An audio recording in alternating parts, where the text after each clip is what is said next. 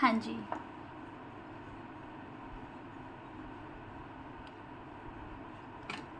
हाँ जी बच्चा, देखो हम लोगों ने कल तक क्या किया था बच्चे, सोल्यूशन का बेसिक हम लोगों ने कवर कर लिया था कि सोल्यूशन होता क्या है, वो सोल्यूट सॉल्वेंट से मिलके बनता है, सोल्यूट क्या है, सॉल्वेंट क्या है, etcetera etcetera. So all these terms we have covered in yesterday's lecture.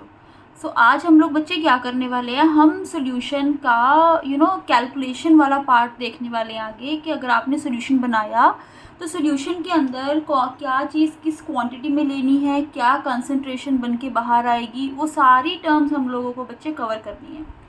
तो सोल्यूशन की जो कंसंट्रेशन टर्म है जो हम लोग आज कवर करेंगे, उसके बेसिस पे ना बच्चे जितने भी हमारे टॉपिक है आगे वो आप लोग कवर कर सकते हो. न्यूमेरिकल एस्पेक्ट से आज का जो आपका टॉपिक है वो इम्पॉर्टेंट रहेगा, क्योंकि वही आगे वाले टॉपिक्स का बेस रहने वाला है. अब जैसे कंसंट्रेशन टर्म्स आप लोगों ने +1 में भी मोल कॉन्सेप्ट वाले में कुछ की होंगी, कुछ बच्चों ने की होंगी, कुछ ने नहीं की होंगी, पर हम लोग यहाँ पे एक बार डिटेल में सारी टर्म्स सीखेंगे. ठीक है, तो मास कंसंट्रेशन टर्म्स में बच्चे जो टर्म्स हम लोग कवर करने वाले हैं वो कौन कौन सी हैं. एक तो है मास परसेंटेज. ठीक है, दूसरा बच्चे मुझे क्या कवर करना है बच्चे इसमें, मोल फ्रैक्शन, मोलैलिटी,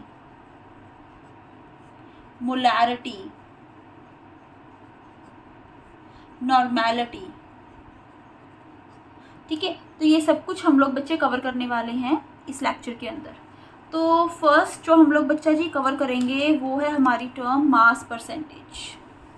पूरा डिटेल में जो जो हमारे पास बच्चे फार्मूलाज पॉसिबल हैं सब हम लोग बनाएंगे, जो इनके इंटर रिलेशंस है वो सारे हम लोग करेंगे, जो ट्रिक्स हैं वो सारी आपको बताई जाएंगी, सो दैट कि आपको न्यूमेरिकल में कोई दिक्कत ना आए. ठीक है, शॉर्टकट कैसे अप्लाई किए जाते हैं वो सब भी आपको बताया जाएगा इसके अंदर. So let's come to the first term which is mass percentage. Mass percentage का मतलब क्या हो गया बच्चे, कि हमें मास का परसेंटेज निकालना है.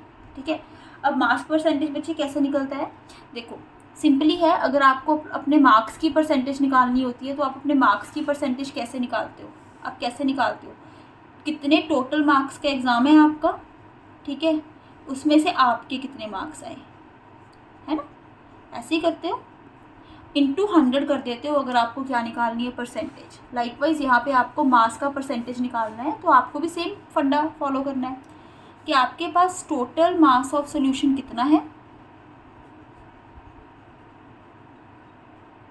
अब उसके अंदर आपको जिसका मास पता करना है वो निकाल लो. हम लोग यूजुअली जितनी भी कंसंट्रेशन टर्म्स हैं उसको सोल्यूट के रिस्पेक्ट में लेके चलते हैं. ठीक है, तो यहाँ पे किया जाएगा मास ऑफ सोल्यूट. ठीक है, तो ये क्या बन गया मेरे पास, मास परसेंटेज ऑफ सोल्यूट. ठीक है, अब परसेंटेज है तो इसके साथ क्या कर दोगे आप, 100 से मल्टीप्लाई कर दोगे इसको. तो इसमें बच्चा जी क्योंकि हमारे पास परसेंटेज है 100 से मल्टीप्लाई कर दिया, अगर आप उसको छोड़ के ये वाली टर्म के ऊपर फोकस करोगे तो इसको आप क्या बोलते हो बच्चा जी, मास फ्रैक्शन. क्या बोलोगे, मास फ्रैक्शन. जब आपने इसको 100 से मल्टीप्लाई कर दिया तो ये क्या बन गई बच्चे, परसेंटेज. जैसे यहाँ पे ये वाली जो टर्म है इतनी सी, इसको आप क्या बोलते हो, मार्क्स का फ्रैक्शन, कि टोटल में से आपने कितना लिया वो फ्रैक्शन आ गया. ठीक है ना, क्योंकि फ्रैक्शन के बेसिस पे भी पूछते हैं what fraction is produced, what fraction is dissociated, तो वो फ्रैक्शन टर्म का क्या मतलब है आपको पता होना चाहिए. ऐसे ही मान के चलो आपने सॉल्वेंट की परसेंटेज निकालनी है तो सिंपल है, आप निकाल दोगे, क्या आएगा, मास of solvent upon total mass of solution into 100. ये हमारे क्या बन गए बच्चा जी, फॉर्मूलाज बन गए. एक बात का ना ध्यान रखना बच्चा जी, पूरे चैप्टर के अंदर कुछ स्टैंडर्ड है जो आपको ध्यान में रखनी है चीज़ें, कि जो सोल्यूट है उसको ना आप बी से डिनोट करने वाले हो, विद स्मॉल बी और कैपिटल बी, कोई इशू नहीं है. सॉल्वेंट जो है उसको हम ए से डिनोट करेंगे, ये स्टैंडर्ड नोटेशंस है. जो गिवन मास है बच्चा जी, जो गिवन मास रहेगा क्वेश्चन में उसको हम डिनोट करेंगे W से, और जो मोलर मास है, मॉलिक्यूलर मास है, उसको हम लोग डिनोट करने वाले हैं M से. इस चीज़ में ना गड़बड़ नहीं होनी चाहिए आपकी. ठीक है, मैं बार बार ना अभी ए बी की फॉर्म में बातें करूँगी तो आप लोग कंफ्यूज मत होना. सोल्यूट को हम B से डिनोट करने वाले हैं, सॉल्वेंट को A से, जो गिवन मास होगा W से, और मोलर मास बच्चा जी M से डिनोट करेंगे हम लोग. ठीक है। सो इस तरह से आप लोग बच्चा जी निकाल सकते हो। और अगर आपको मास ऑफ सोल्यूशन निकालना है, यहाँ पे मास ऑफ सोल्यूशन कैसे निकलेगा बच्चा, सॉल्यूशन कैसे बनता है, सोल्यूट और सॉल्वेंट को मिला के, तो मास ऑफ सोल्यूट एंड सॉल्वेंट, यहाँ से क्या बन गया आपके पास, मास ऑफ सोल्यूशन। ठीक है ना। तो ये आपका फर्स्ट फॉर्मूला है बच्चा जी अबाउट मास परसेंटेज। अभी देखते हैं कि आपको क्वेश्चन में अगर मास परसेंटेज दी होती है तो कैसे आप उस चीज़ को बच्चा जी डील करते हो। देखो मास परसेंटेज को ना बच्चा, यहाँ पे जो मैंने मास परसेंटेज ली है, आपको पता है टोटल मास में से आप सोल्यूट का मास देख रहे हो या टोटल मास में से आप लोग सॉल्वेंट का मास देख रहे हो, तो इसको आप वेट बाय वेट भी बोल देते हो। ठीक है, क्या बोल देते हो, W/W, मतलब चाहे वो सॉल्वेंट का है चाहे सोल्यूट का है, उसको किस में से देखना है आपने, टोटल सोल्यूशन के मास में से ही। तो मास में से मास को देखना है तो W/W करके भी इसको बोला जाता है। ठीक है, इस बात का ध्यान रखना। अभी देखो आगे हमारे पास अगर स्टेटमेंट आती है, ठीक है, स्टेटमेंट में ये वाली चीज़ को कैसे रीड करते हैं। अगर मान के चलो आपके पास है 10% weight by weight sugar solution, ठीक है, यहाँ आपको लिखा होगा 10% बाय मास शुगर सॉल्यूशन। ठीक है, अब इनका मतलब क्या है, इसका मतलब ये हो गया बच्चा जी कि 10 ग्राम ऑफ शुगर, दोनों का सेम ही मतलब है, 10 gram of sugar present in 100 gram of solution. Formula में क्या था, सोल्यूशन में से सोल्यूट की क्वांटिटी कितनी है या फिर सॉल्वेंट की क्वांटिटी कितनी है, बट जनरली बाय डिफ़ॉल्ट हम लोग सोल्यूट वाला ही मान के चलते हैं, मास of solute upon mass of solution करके। ठीक है, अब क्योंकि परसेंटेज 100 में से होती है तो इसलिए हमने टोटल 100 में से ही लिया है। तो इसका मतलब क्या हुआ बच्चा जी कि जो आपका सोल्यूट है वो तो हो गया 10 ग्राम, जो आपका सॉल्वेंट है वो हो गया बच्चा जी 100 minus 10 which is 90 gram. Solute को अगेन B से डिनोट करते हो, सॉल्वेंट को A से डिनोट करते हो।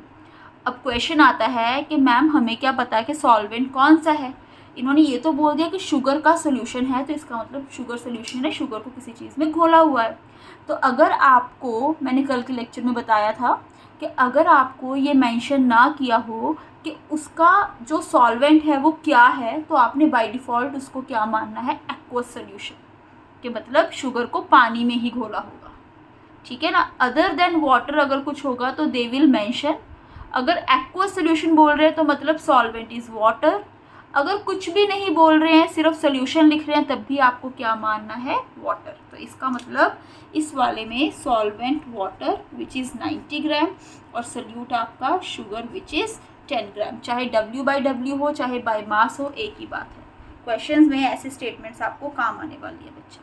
ठीक है, अब देखो जैसे हमने मास परसेंटेज किया है ना बच्चे, ये टर्म्स इतनी खास इंपॉर्टेंट नहीं आ गई बट फिर भी आप लोगों को कवर करनी है।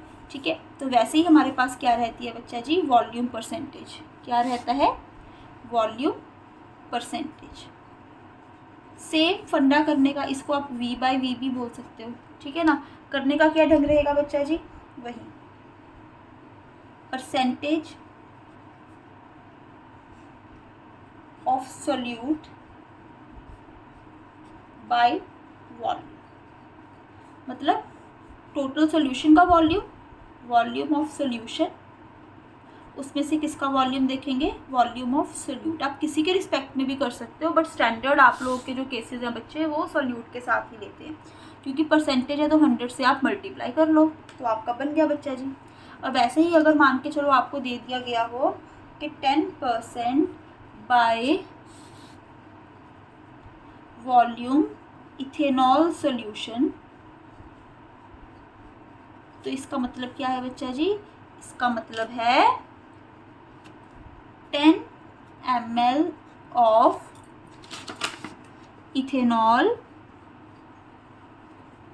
इन 90 ml ऑफ वाटर। अब इसको स्टैंडर्ड mls में ही लेके चलते हो। ठीक है, ये बात का ध्यान रखना, स्टैंडर्ड mls में ही लेके चलते हो। ठीक है बच्चा, क्लियर है? सेम वैसे ही है और कुछ नहीं है डिफरेंस, बस वॉल्यूम के टर्म्स में हम लोगों ने ले लिया। समटाइम्स ना आपको क्या दिया होता है बच्चे, ऐसे बोल दिया होता है कि 10% वेट बाय वॉल्यूम, ठीक है, मान के चलो NaCl सोल्यूशन। तो इसका मतलब क्या है, इसका मतलब ऊपर वाला तो मास है, नीचे वाला वॉल्यूम है, नीचे क्या लेते हो सोल्यूशन का, है ना। तो 10 gram of NaCl in 100 ml of solution.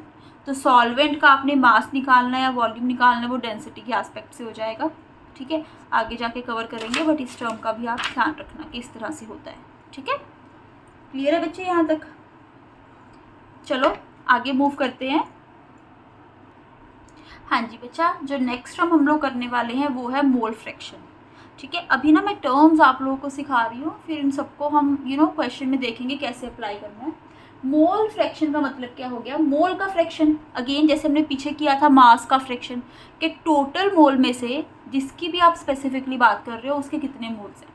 अभी क्योंकि हम लोग सोल्यूशन कल बात की थी हमने कि बाइनरी लेके चलते हैं, एक सोल्यूट होगा एक सॉल्वेंट होगा, ठीक है। तो उनके मुझे मोल फ्रैक्शन निकालना है। तो फ्रैक्शन वर्ड का मतलब क्या हो गया, फ्रैक्शन का मतलब हो गया टोटल में से कितना, टोटल में से कितना, तो मतलब टोटल मोल फ्रैक्शन है, टोटल मोल में से मोल्स ऑफ जिसकी भी आप बात कर रहे हो, यहाँ पे सोल्यूट की बात कर रहे हो सोल्यूट आ जाएंगे, सॉल्वेंट की बात कर रहे हो सॉल्वेंट आ जाएंगे, बस सिंपल सी ये कहानी होती है, ठीक है। तो अब देखो इसको कैसे, इसको मैं और अच्छे से समझाती हूँ। मान के चलो यू हैव अ कंटेनर, उसके अंदर आप लोगों ने मल्टीपल कंपोनेंट्स ऐड कर दिए। For example you have added ABC, multiple component you have added.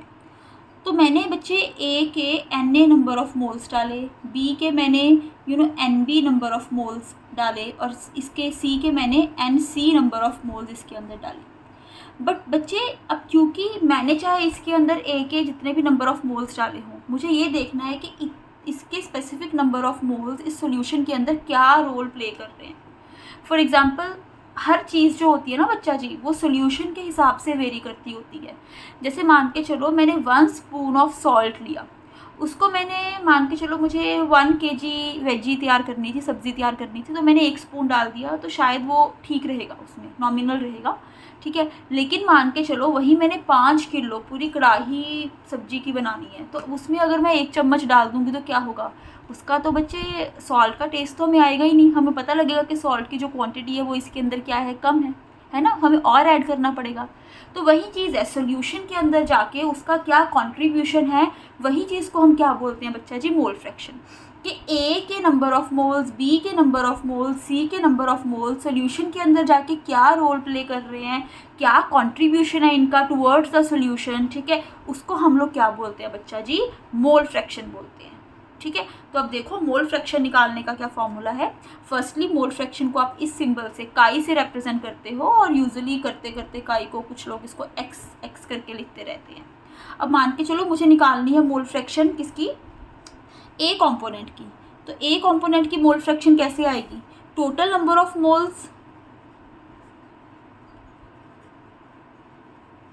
In the solution taken, solution के अंदर कितने नंबर ऑफ मोल्स टोटली हैं वो, उसमें से number of moles of A, simple. तो ये क्या बन गई बच्चा, मोल फ्रैक्शन बन गई। इन्होंने कुछ परसेंटेज वगैरह कुछ नहीं कहा, फ्रैक्शन वर्ड था तो फ्रैक्शन तक की हम यहाँ पे बाउंडेड है। तो इसको आप कैसे लिखोगे, Na अपॉन टोटल मोल्स किस किस के, Na plus NB plus NC। तो ये आपके पास क्या बन गई बच्चा जी, mole fraction of component A। Likewise अगर मुझे B की निकालनी है तो क्या बन जाएगी, NB upon Na plus NB plus NC। Likewise अगर मुझे C की निकालनी है तो क्या बनेगी, NC upon Na plus NB plus NC। सो ये आपने क्या निकाल दी बच्चा जी, मोल फ्रैक्शन निकाल दी। This is how we can calculate the mole fraction of each and every component present in the solution, ठीक है बच्चा। बिकॉज हमारा सॉल्यूशन क्या है, बाइनरी है। बाइनरी सॉल्यूशन के अंदर मेरे पास क्या होगा, एक सॉल्यूट होगा और एक सॉल्वेंट। तो सॉल्वेंट की मोल फ्रैक्शन क्या होगी बच्चा जी, Na upon Na plus NB, ठीक है। और मेरे पास जो सॉल्यूट है उसकी कितनी होगी बच्चा जी, NB upon Na plus Nb, ठीक है। और जो चीज़ ध्यान रखने वाली है वो क्या है, sum of mole fractions is always equal to 1। Sum of mole fraction बच्चे हमेशा 1 के इक्वल होता है, इस बात का आप लोग ध्यान रखोगे, ठीक है। कैसे ये 1 के इक्वल होता है, अभी ये देखो आपके पास क्या था, XA which is Na upon Na plus Nb, XB कितना था, Nb upon Na plus Nb, ठीक है बच्चा जी। तो अब दोनों को प्लस कर दो, XA प्लस XB कितना हो जाएगा, Na upon Na plus Nb plus Nb upon Na plus Nb। तो आप सॉल्व करोगे तो आंसर क्या आ जाएगा, 1। तो sum of mole fraction is always equal to 1, whereas individual mole fraction की जो वैल्यू आएगी that will always be less than 1, ठीक है ना। आपके मार्क्स अगर 100 में से आए हैं तो मैक्सिमम आपके 100 ही आ सकते हैं ना, तो 100 अपॉन 100 इज़ 1। अदरवाइज़ आपके 99 आएंगे, 98 आएंगे, 97 आएंगे, 50 आएंगे, तो न्यूमरेटर तो छोटा ही होगा ना। तो ओवरऑल आंसर आपका हमेशा लेस देन 1 रहेगा या इक्वल टू 1 रहेगा। और अगर आपके पास बच्चा जी मोर देन 1 कॉम्पोनेंट सोल्यूशन में प्रेजेंट है तो इसका मतलब क्या हुआ कि दोनों का आंसर है वो लेस देन 1 ही रहेगा। अगर किसी की मोल फ्रैक्शन 1 के इक्वल है तो मतलब अकेला वही प्रेजेंट है वहाँ पे और कोई नहीं है। And sum of mole fraction is always equal to 1, इस चीज़ का भी आपको ध्यान रखना है, ठीक है बच्चे। तो ये बाइनरी सोल्यूशन के लिए हम लोगों ने कॉन्सेप्ट तैयार किया है अपना, समझ के बच्चा आगे मूव करें फिर। अब देखो बच्चे, आप लोगों ने मोल फ्रैक्शन तो सीख ली, लेकिन अभी हमें ये भी सीखना है कि नंबर ऑफ़ मोल्स क्या होते हैं। पता है आप लोगों को नंबर ऑफ़ मोल्स की है, given mass upon molar mass. Multiple formulas of number of moles are there, but अभी हमारा जो काम है वो एक फार्मूला से चल जाएगा, ठीक है। तो मतलब W upon M, given mass को मैंने पीछे बताया कि W से डिनोट करोगे, मोलर मास क्या हो जाएगा आपका, M हो जाएगा। तो इसका मतलब ये वाली जो टर्म है मेरी, इसको मैं क्या लिख सकती हूँ, WA upon MA upon WA upon MA plus WB upon MB। ऐसे ही मेरे पास अगर सॉल्यूट की निकालनी है, WB अपॉन MB, ऐसे ही WA upon MA plus WB upon MB। Don't get confused between A, B, W and M. A stands for solvent, B stands for solute, W stands for given mass, whereas M stands for molecular mass. Okay? तो yes, यहाँ तक बच्चे समझ में आया। देखो हाँ जी बच्चा जी, अभी जो मोल फ्रैक्शन हम लोगों ने सीखी है उसके रिगार्डिंग हम 1-2 क्वेश्चन प्रैक्टिस करके देख लेते हैं, ठीक है। देखते हैं कि हमें कितना समझ में आया। तो क्वेश्चन देखो, स्टेटमेंट आपके सामने है, calculate the mole fraction of ethanol in the sample of spirit containing 92% ethanol by mass. तो देखो जो हमने पहले मास परसेंटेज का टॉपिक किया था इसके अंदर वो भी इंक्लूड हो रहा है। तो मैंने कहा था ना स्टेटमेंट के अंदर हमें मास परसेंटेज वाला टॉपिक हेल्प करता है। देखो कैसे करेगा यहाँ पे 92% इथेनॉल बाय मास। तो इसका मतलब क्या है बच्चा जी, बाय मास है ना, तो M/M वाला केस हो गया। It means 92 gram ethanol in 100 gram solution, ये मतलब हो गया। अब सोल्यूशन में कुछ मेंशन नहीं किया सॉल्वेंट, तो हम क्या मान लेंगे, वाटर। तो इसका मतलब mass of solute which is WB, वो कितना है मेरे पास, 92 ग्राम, ओके।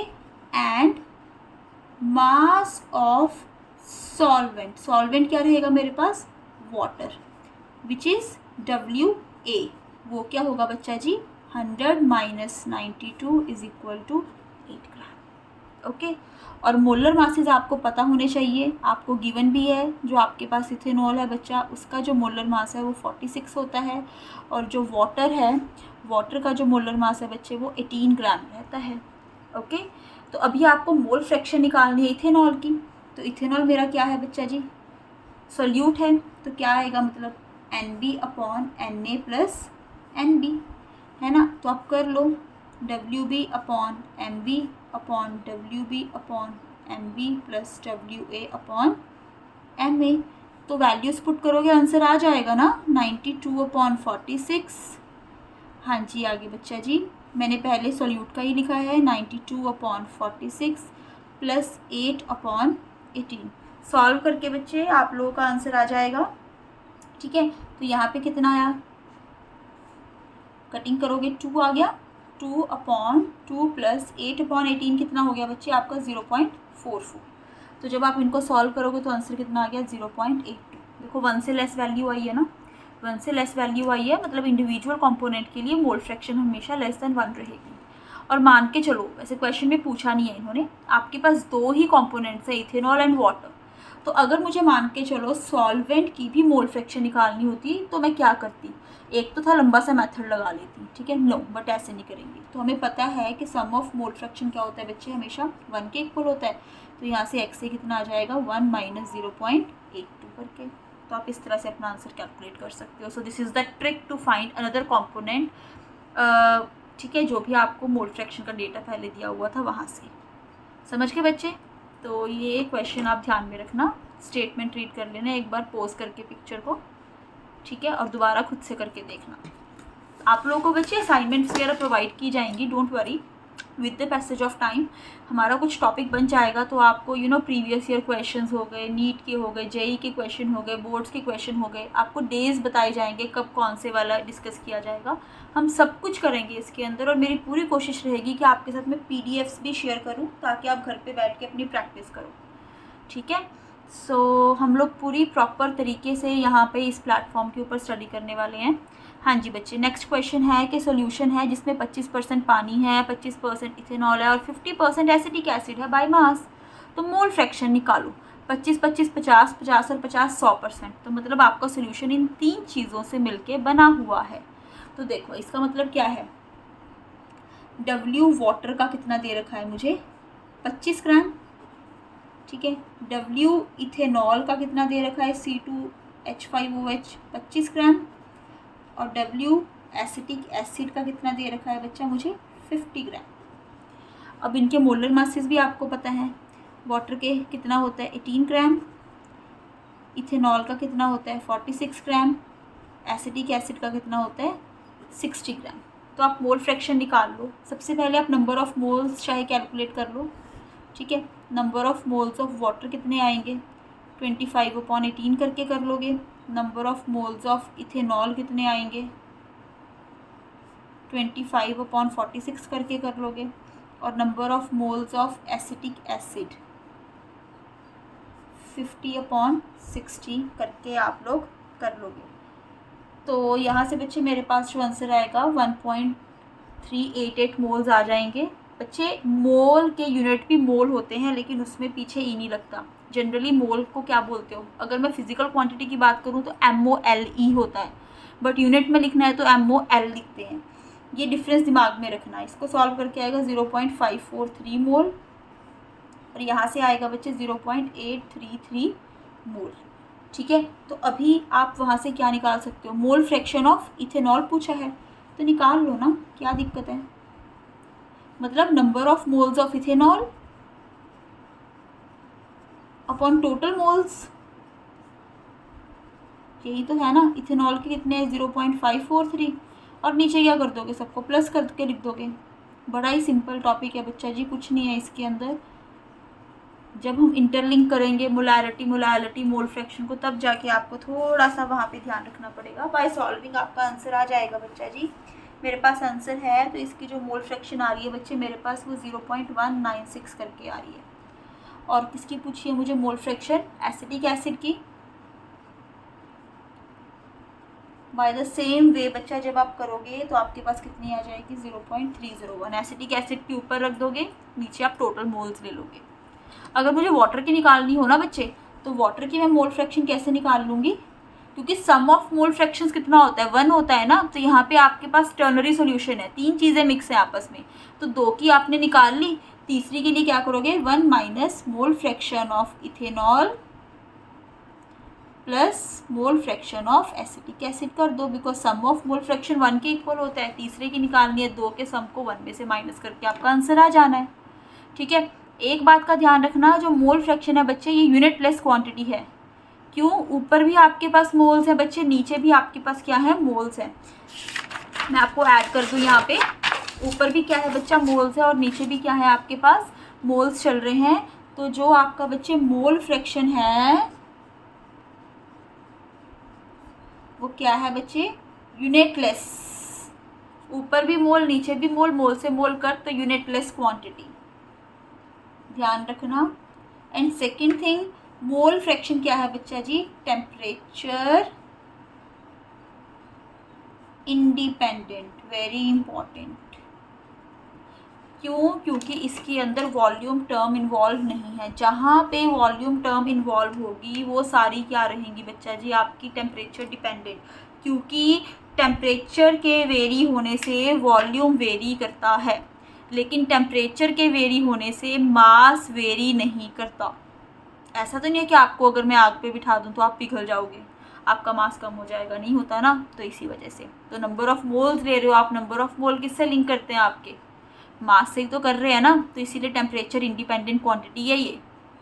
अब कोई बच्चा मुझे बोलेगा मैम मोल तो मेरे पास वॉल्यूम वाले फॉर्मूले में भी होता है, कहोगे ना, क्या कहोगे कि मैम V/22.4 भी तो होता है। तो आप कैसे कह सकते हो बच्चा जी, ये जो क्वांटिटी है ये सिर्फ गैसेस के लिए एप्लीकेबल है, ये सिर्फ गैसेस के लिए एप्लीकेबल है हमारे पास, ये बात का ध्यान रखना। अभी हमारे सॉल्यूशन लिक्विड और सॉलिड को लेके बन रहे हैं, इसीलिए हम इसको कंसीडर नहीं कर रहे हैं यहाँ पे। ठीक है, डेटा हमारे पास मासेस में गिवन है इस वजह से। ठीक है बच्चा, तो चलो ठीक है, आज तक के लिए इतना हमारा बहुत है। मोल फ्रैक्शन, मास परसेंटेज जो हमने किए ध्यान से देख लेना। कोई डाउट होगा, कोई क्वेरी होगी तो कमेंट बॉक्स में आप लोग मुझे पूछ सकते हो, मैं उसका रिप्लाई जल्दी से जल्दी करने की कोशिश करूँगी। कल हम लोग बच्चे मोलैरिटी जैसी अच्छी टर्म्स करेंगे और उसका बिल्कुल पोस्टमार्टम करने वाले हैं। ठीक है ना, उसको फिर मोल फ्रैक्शन से लिंक करना, आपस में लिंक करना, जो जो रिलेशन होते हैं सब कुछ करेंगे, और बहुत ही अच्छे लेवल के क्वेश्चंस भी हम लोग कवर करेंगे। तो ठीक है बच्चा, तब तक के लिए थैंक यू।